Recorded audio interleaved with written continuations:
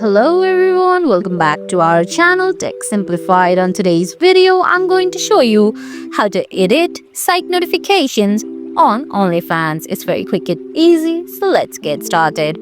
First of all, open your preferred web browser, then type in onlyfans.com. Once you do that, you're gonna have to give your login details, then log in into your OnlyFans account.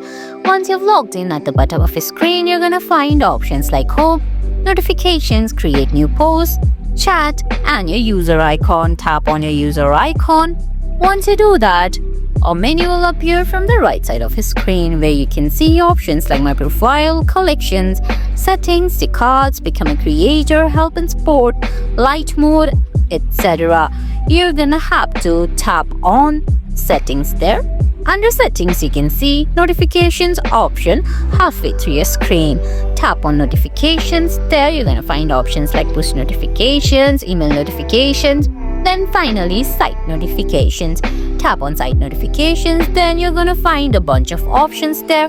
All you have to do is go ahead and tick or untick the boxes right beside the options given on your screens and edit it.